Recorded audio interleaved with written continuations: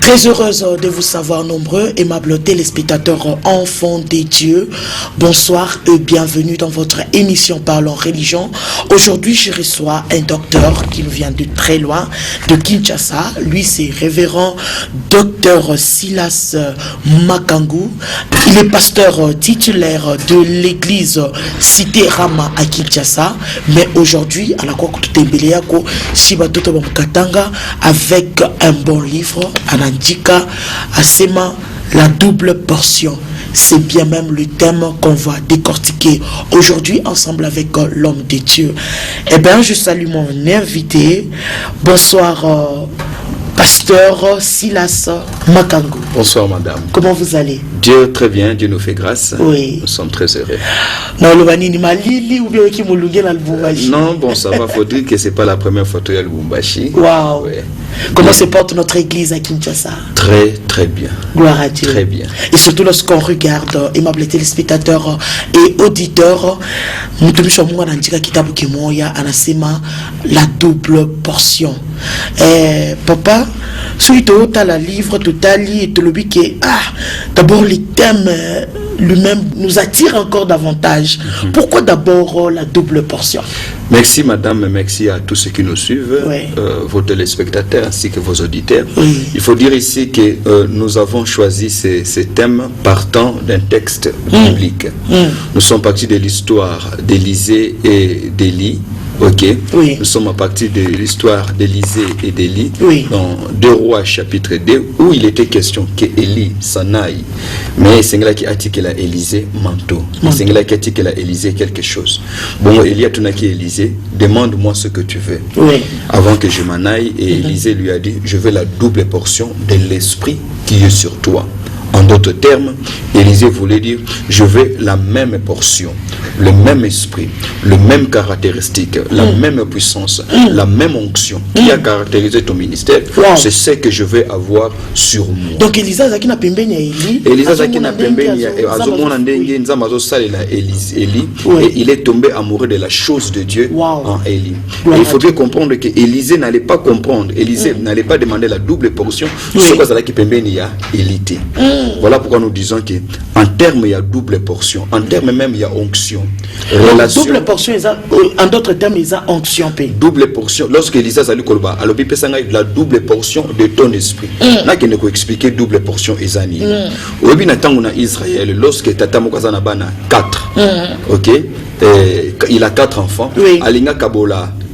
Héritage naïe, Akokabulango en 4 parties, Akokabulango en 5 parties. Ouais. Parce que papa est mort a commis coach dans la liste, il y a pas héritier. Mais portion où ils allaient à papa, ou a bien double portion. Double portion, oui. Ils allaient double en termes de mathématiques. Parce que dans hébreu, combo où il y a double et il y a encore. Wow. Il y a ça fois 2, mais il y a ça encore. Il y a ça bis encore. Il y a ça même chose. Alors tata wana kozwa bana mine apesi bango portion moko mais na fils aîné na ye. Il va essayer de balai. Il y a yemoko bachaki pembeni à 5e portion, puis 4e portion où il y a yemoko fils aîné. C'est ce qu'on appelle double portion. Donc lorsque Élisée est en train de dire à Élie, je veux la double portion de l'esprit qui est sur toi, je veux les mêmes caractéristiques, le même vent qui a conduit ton ministère, la même onction, la même dimension. Quelle détermination qui a marché avec toi, c'est ce que je veux. Pourquoi? Parce que Élisée a marché avec Élie. Il est difficile d'avoir la double portion, même l'onction de quelqu'un, ceux qui te nourrir tes relations n'abisso naïe. Parce que Dieu ne nous donne pas le Saint-Esprit parce que nous le lui demandons. Dieu nous donne le Saint-Esprit d'abord parce que nous sommes devenus enfants de Dieu. Le Saint-Esprit d'abord lui-même, c'est qui? C'est quoi? Nous avons longuement parlé du Saint-Esprit. Nous sommes dans la dispensation de l'Esprit. Malheureusement, il y a beaucoup de gens, enfants de Dieu, et même certains prédicateurs qui blessent le cœur de Dieu lorsqu'ils parlent du Saint-Esprit. Ils parlent du Saint-Esprit comme s'ils parlaient d'une puissance. Ils parlent du Saint-Esprit comme s'ils parlaient d'une chose. Ils parlent du Saint-Esprit comme s'ils parlaient de la chair des poules qu'ils ressentent lorsqu'ils sont dans la présence de Dieu.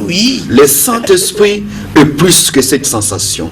Le Saint-Esprit est plus que ce mouvement. Le Saint-Esprit est plus que le vent. Le Saint-Esprit est plus qu'une colombe. Le Saint-Esprit est plus qu'une simple puissance. Même le feu. Il est plus que le feu. Oui. Le feu, le vent peuvent être les expressions, les symboles du Saint-Esprit, mais le Saint-Esprit est une personne divine. Wow. Une personne divine qui a accompagné le ministère de Christ depuis la conception jusqu'à la croix. N'oubliez pas que l'apôtre Paul dit dans Romains chapitre 8 que l'Esprit qui a ressuscité Christ d'entre les morts. Jésus-Christ n'a pas commencé son ministère avant que le Saint-Esprit vienne sur lui au fleuve Jourdain sous forme d'une colombe. Donc l'Église ne peut pas prétendre exister sans le leadership du Saint-Esprit. Aucun ministère ne peut être efficace aujourd'hui. Aucun homme de Dieu, aucune femme de Dieu, quel que soit les degrés de ses connaissances, de sa théologie, de sa beauté, de ses habits, ne peut croire pouvoir remplacer Saint-Esprit par son bon français ou sa rhétorique. Le Saint-Esprit reste la force de l'Église. Donc le Saint-Esprit joue un grand rôle. Le Saint-Esprit joue le rôle que le courant joue. On peut avoir autant de lampes dans ces studios. Mais s'il n'y a pas de courant, ces lampes ne vont pas s'allumer. Le Saint-Esprit, on ne voit pas le courant, mais on voit la lumière. Mais la lumière en elle-même ne peut pas éclairer s'il n'y a pas un courant électrique. Voyez-vous, le Saint-Esprit joue le rôle du générateur.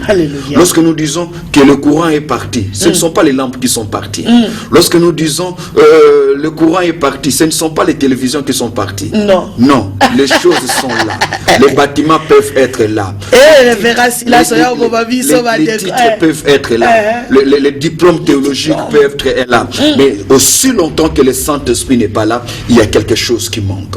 Donc aujourd'hui, nous sommes dans cette dispensation. Il faudrait au-delà pour nous de prophétiser, au-delà d'opérer dans des miracles, au-delà d'opérer, nous devons aujourd'hui reconsidérer le Saint-Esprit dans sa nature, en tant que personne divine.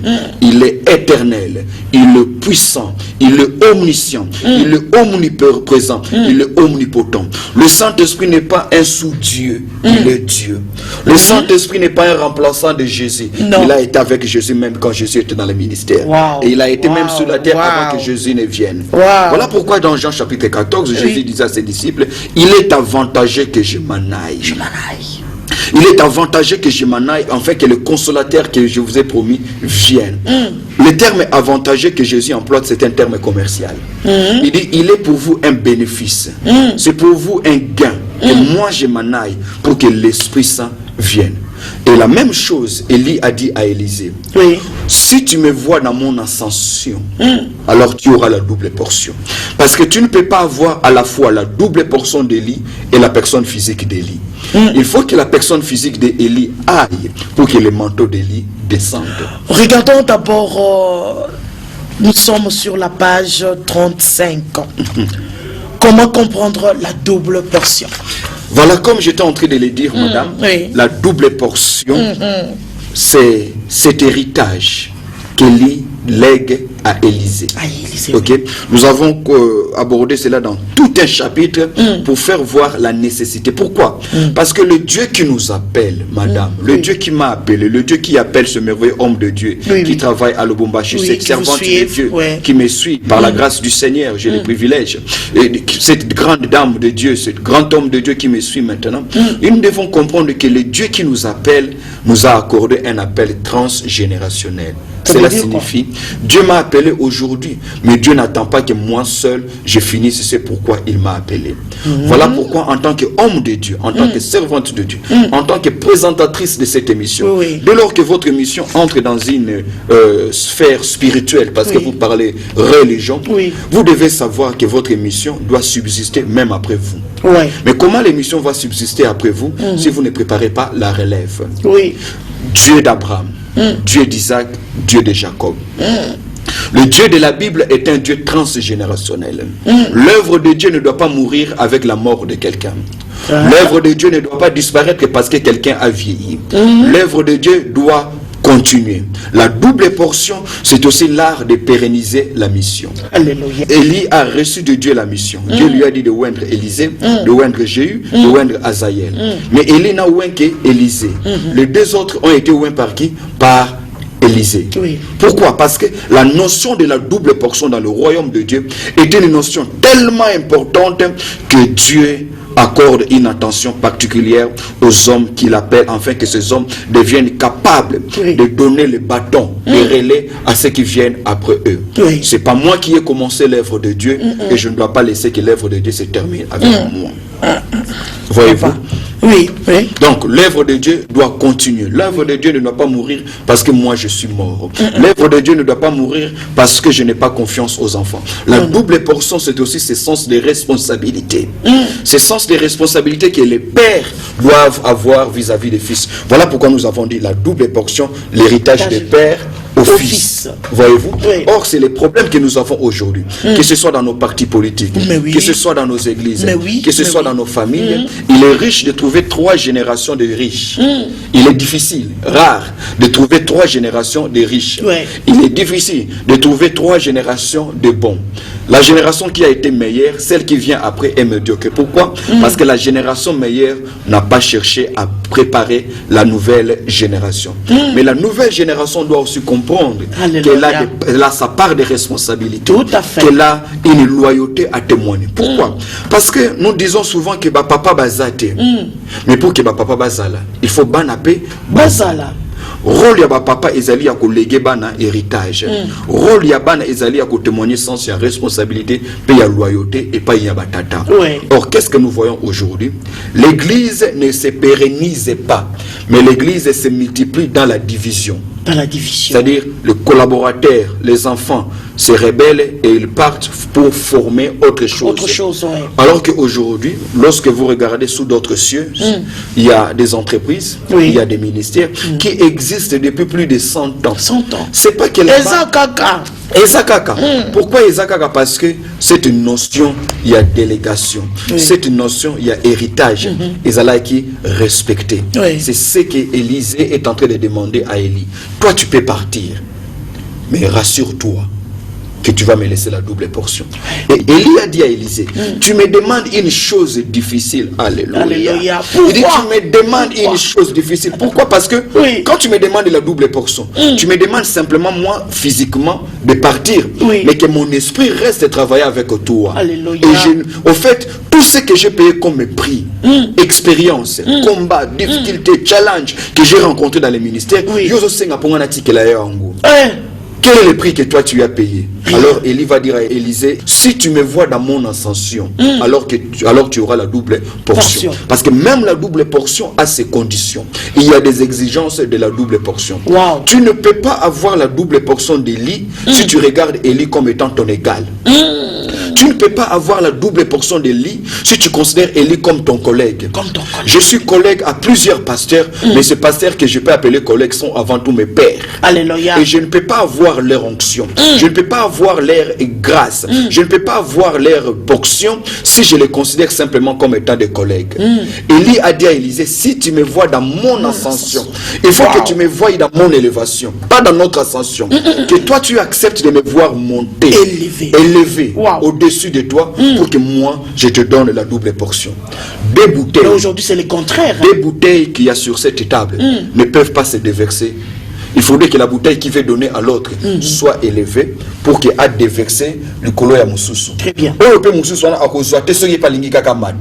Donc aujourd'hui, dans le ministère, nous devons apprendre à célébrer certaines grâces, à célébrer nos pères, à célébrer nos aînés. Ils ont connu des combats pour nous. Ils ont commencé les ministères sans veste, sans cravate.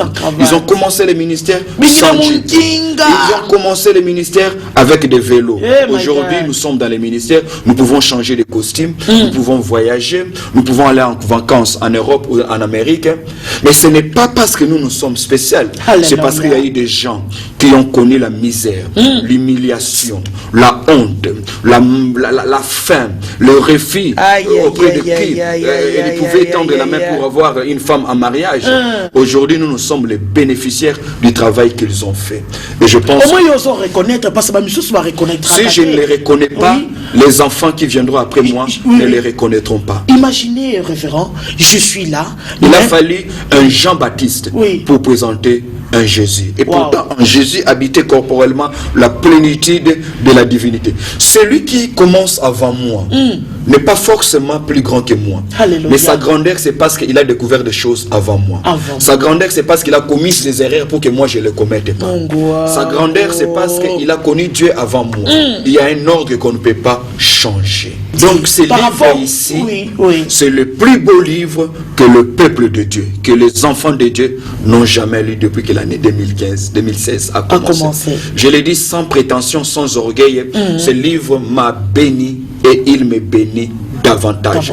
Tous ceux qui l'ont lu, que ce soit à Kinshasa, que ce soit ceux qui sont en Europe, tous ceux qui ont lu ce livre, la double portion, ils en ont fait des séminaires et des séminaires. Avec ces livres. Avec ces livres. Parce que ce qui m'inquiète trop aujourd'hui, on est serviteur de Dieu. Je préfère avoir un père spirituel au Nigeria. Mais natiki papa nanga ona bandaki na maluku. C'est ça le problème. Ce n'est pas seulement pour le ministère, c'est pour tous les Congolais. Le Congolais ne produit rien, mais il consomme tout ce que les autres produisent. Ok. Vous comprenez? Même dès que nous sommes dans un plateau, qu'est-ce que nous n'avons produit? Rien. Mais tout ce que nous utilisons a été produit ailleurs. C'est la même chose. La meilleure musique, c'est la musique étrangère. Le meilleur pasteur, c'est le pasteur étranger.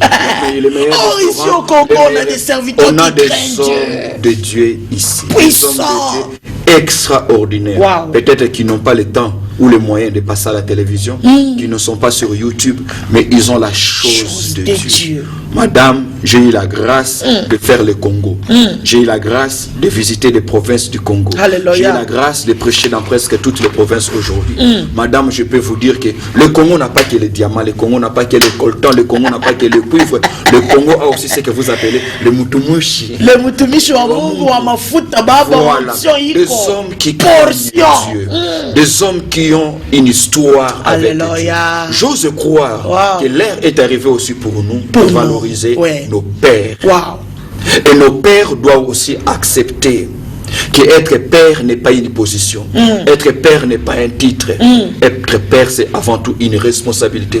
Lorsqu'on est père, on ne s'appartient plus. On devient patrimoine pour l'église.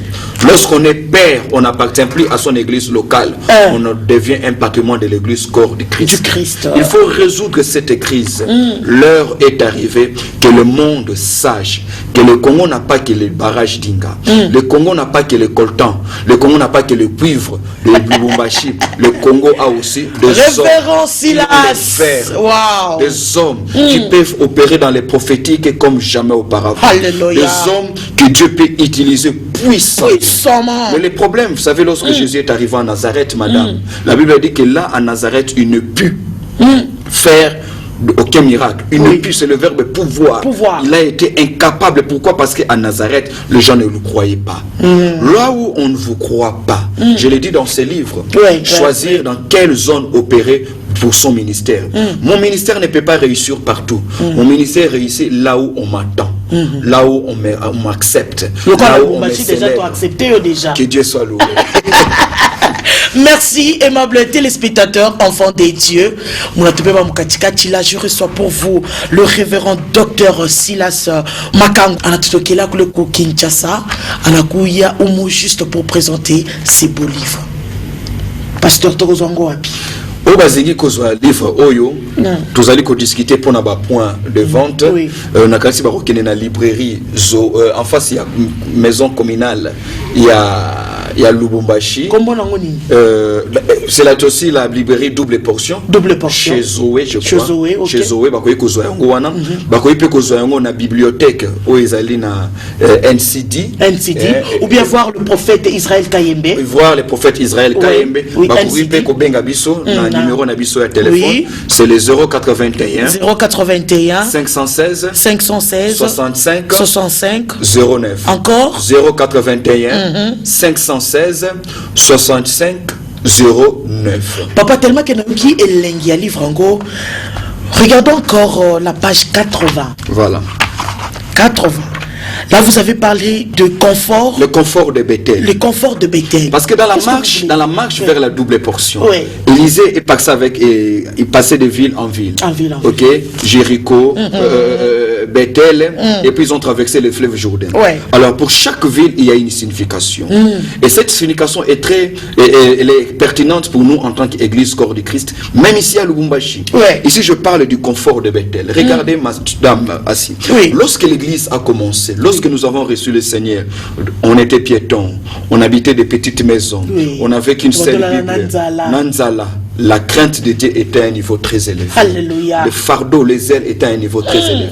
Mais aujourd'hui, alors que nous commençons à être bénis, alors que nous commençons à voir nos passeports remplis de visas, alors qu'on peut passer à la télévision aujourd'hui, on dirait que Bonzambe wana, alors la question qu'on se pose ici, est-ce que tu aurais eu na Bethel ou bien Bethel c'est le cas qu'il y a passage?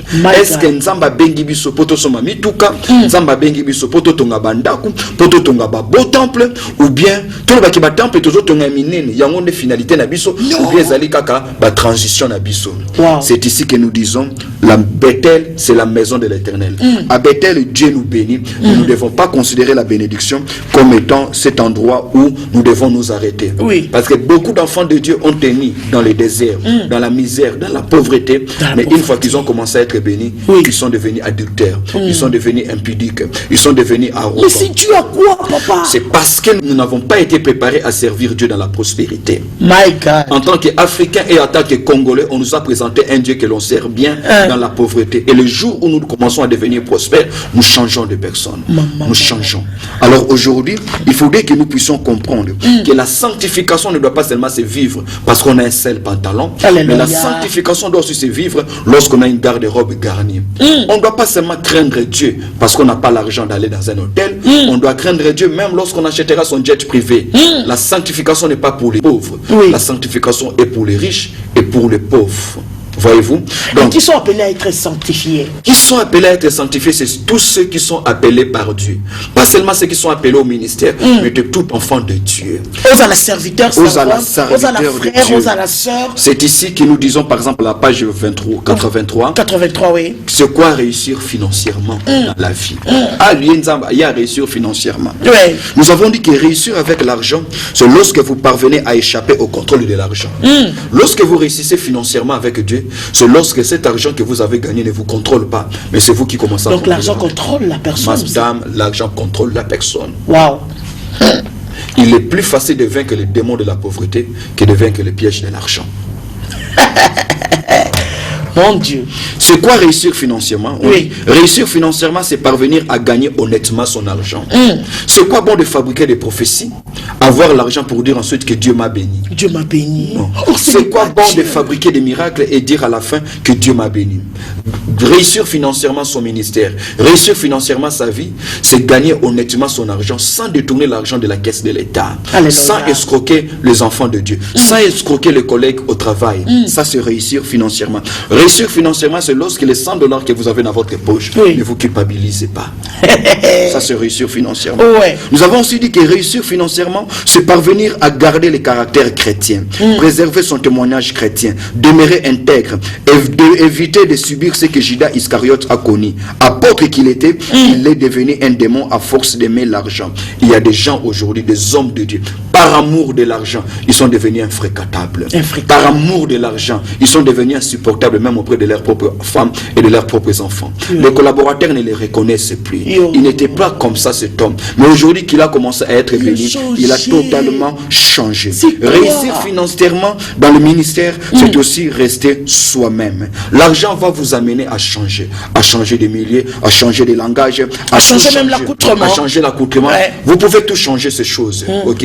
Parce que quand Dieu vous fait sortir d'un milieu vers un milieu, il est bon que vous vous habillez convenablement aussi. Mais vous devez savoir que vous ne devez pas changer vous en tant que personne. Restez ce bon mari que vous avez été hier. Alléluia. Restez cet homme fidèle qui était fidèle à sa femme. Restez ce papa fréquentable auprès de ses enfants. Restez cet homme de Dieu qui écoutait le conseil des autres. Restez cet homme de Dieu qui écrivait aussi lorsque les autres prêchaient. Que l'argent ne vous déforme pas. C'est ça le piège à Bethel. L'autre na basabanzete nguya mulimo mosantu temple climatisé ba marbre comme qu'on remplacer mulimo mosantu. Saint-Esprit, je te lève. C'est vrai. Donc le problème aujourd'hui, c'est de comprendre que nous ne devons pas rester à Bethel. Parce qu'après Bethel, il y a les Jourdains. Papa, na moni lisusu soki tokokende na oyo tolomoni na page 88. On a bolobi que l'onction pour la mission.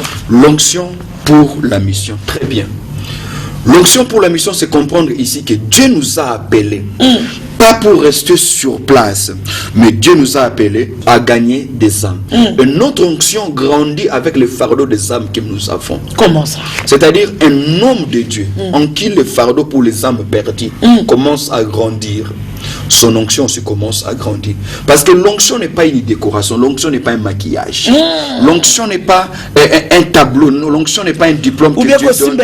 Micro, tu tiens le micro comme ça. L'onction est donnée pour un but. Jésus dit dans Luc chapitre 4, l'Esprit du Seigneur est sur moi. Il m'a oint toujours. L'onction est toujours donnée pour un but. Alléluia. Dieu ne nous donne pas l'onction parce que nous en avons besoin. Alléluia. Dieu nous donne l'onction parce qu'il y a une mission. Et à chaque mission dans le ministère correspond un type et une dimension de l'onction. Je n'aurai pas la dimension de l'onction du prophète X ou de l'apôtre Y, d'autant plus que je n'ai pas son appel. Mon appel exige une qualité et un type d'onction. Mais le fardeau des âmes qui est en moi, voir les païens être sauvés, voir les enfants de Dieu être développés en la ressemblance avec Christ, augmente mon onction. Alors notre mission aujourd'hui, c'est de comprendre que nous devons nous étendre au-delà de Lubumbashi. Nous devons descendre en Ouganda. Nous devons descendre à tous ces endroits, à Kapolo, à Kipushi, à Kolwezi, à Kwasumbalesa, pourquoi pas en dehors du Katanga, gagner des âmes au Seigneur. Au Seigneur. Voyez-vous? Donc l'onction est liée à la mission. Un homme de Dieu qui découvre la mission pour laquelle il est appelé. Il est appelé. Il découvre son onction. Alléluia. Et il cesse d'être jaloux. Vous comprenez? Il cesse d'être jaloux. Il cesse d'envier le ministère de l'autre. La jalousie dans les ministères, la jalousie dans les choses de Dieu relève le fait qu'on ignore sa mission. Merci beaucoup, révérend Silas. Potosouka bien, parce que ce qui te na la page 138. On a beaucoup mis que l'erreur d'Absalom. Voilà. L'erreur d'Absalom, nous parlons parce que nous critiquons souvent le père. Papa Bazamabé, il faut soutenir ma jeune été. Mais nous oublions que les enfants d'aujourd'hui seront aussi des pères de demain. Et les pères d'aujourd'hui ont été pères hier. Est-ce que nous sommes prêts aujourd'hui, nous, demain, à laisser autant de place aux jeunes qui viendront après nous? Est-ce que les pères, ici nous parlons de la loyauté. Vous comprenez? Beaucoup de papas dans le ministère. J'ai le privilège, madame, d'être dans toutes les générations. Je travaille bien avec les papas, pas seulement au Congo, même en dehors. Je m'entends très bien avec les aînés. Je cherche plus à écouter, même les jeunes. Je peux vous dire que beaucoup de nos papas ont souffert de la déloyauté. Les enfants en qui ils ont investi n'ont pas été reconnaissants. Voyez-vous? Et on peut connaître aussi les signes de la déloyauté. Ces signes sont nombreux, comme nous l'avons dit dans ces livres. Page 172. 172. Vraiment. Je serais vraiment riche. Voilà quelques signes de la déloyauté. On devient déloyal envers son père spirituel lorsque vous commencez à apprécier plus les hommes de Dieu de l'extérieur que votre homme de Dieu. On ne choisit pas son père spirituel. Son père spirituel, c'est Dieu qui vous le donne. Paul dit, vous pourrez avoir 1000 maîtres, mais vous n'aurez qu'un seul père. Alléluia. Moi, mon père spirituel, je l'aime. C'est d'ailleurs à lui que j'ai dédié ces livres. Mais à part lui, j'écoute beaucoup d'hommes de Dieu. Mais c'est à lui que je paye ma dîme. Avant de monter dans l'avion, il va prier pour moi. Quand je rentre chez moi à la maison le lendemain, je vais lui faire rapport de mon voyage. Mais beaucoup ne le connaissaient pas. Vous comprenez? Beaucoup ne le connaissaient pas. Et il m'a dit un jour qu'il est allé dans une conférence à la Fikine. Oui, il a été très honoré seulement parce que les gens ont su qu'il était le papa du docteur Silas. Donc il n'y a pas que le père qui doit élever les fils, et le fils aussi doit apprendre à honorer le père. Honorer le père, cela signifie aussi célébrer le père.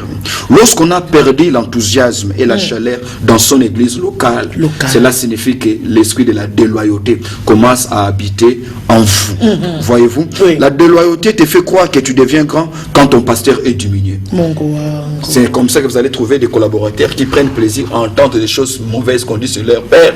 Ils pensent que si le père prêche mal, moi je prêcherai mieux. Non.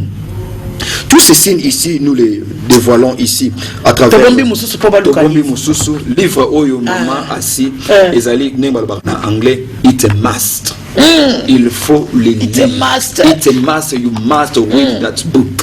Et surtout, on a commis sagesse et destinée. Voilà. La main qui donne. Voilà. Là, on a les rubriques. Il y a rubrique, il y a ministère Nabiso, c'est là ministries. Parce que cela, c'est ministère. Tous allez dans la conférence de l'organisation sagesse et destinée. Donc, vous êtes conférencier? Je suis pasteur titulaire d'une église. Je suis un conférencier, présentateur des émissions télévisées. Je suis un éducateur financier, un coach et un mentor pour les hommes d'affaires et aussi des hommes politiques. Révérend docteur, Baptiste très beau. Grâce à Nzambe. Merci beaucoup, Papa Silas. Vraiment, nous sommes très contents ensemble avec nos téléspectateurs et auditeurs. Bien aimés, mindele balobaka soki olingo bomba mutu mwindo richesse tiangona na livre. Parce que Moutoumouindou n'a pas le temps de lire. Mais je pense que Moutoumouindou va comment changer. Comment changer? Je glorifie Dieu pour ça. Oyo vraiment eko livre oyo ko sunga biso mingi. Mais en dehors il y a livre quand même nako bako invité à ba église au prêcher quand même. Torobo yate ceux qui a calendrier na biso opportunité. On peut avoir les contacts. Les contacts c'est 081 516 65 09. Encore 081 516 65 09. Bakoki koko mela biso na page na biso Facebook. Oui. Silas Mimil Makangu. Bakoki ko visiter biso na site internet na biso www.silasministries1.com. Voilà. Papa Sikona Mokoko Samoke, Naliloba Moke, qu'est-ce que vous pouvez dire en conclusion? En conclusion, ce livre est un don pour vous. Achetez-le pour votre mari, achetez-le pour votre frère, achetez-le pour votre pasteur. Achetez-le et donnez-le à vos amis. Ce livre, c'est un livre qui vous bénit et qui bénira vos enfants. La double portion, l'héritage de père au fils. Mon plus grand plaisir, c'est de voir chaque enfant de Dieu de Lubumbashi avoir ces livres et les lire. Là, c'est une question à suivre. Merci, aimable téléspectateurs. Là, j'avais reçu pour vous le révérend docteur Silas Makangu.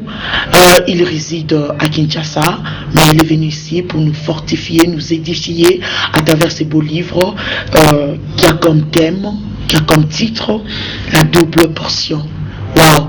Leo tunaanza kuona bantu pengine wakomoluka double portion bamouchard banini mais oyo eza likambo ya mouchard. Laissons Dieu opérer dans sa divinité, dans sa simplicité, tout en nous étonnant. Merci beaucoup. Ce qui commence bien finit très bien. Nous vous aimons. Laisse que la portion divine soit votre partage. Amen. Bye bye.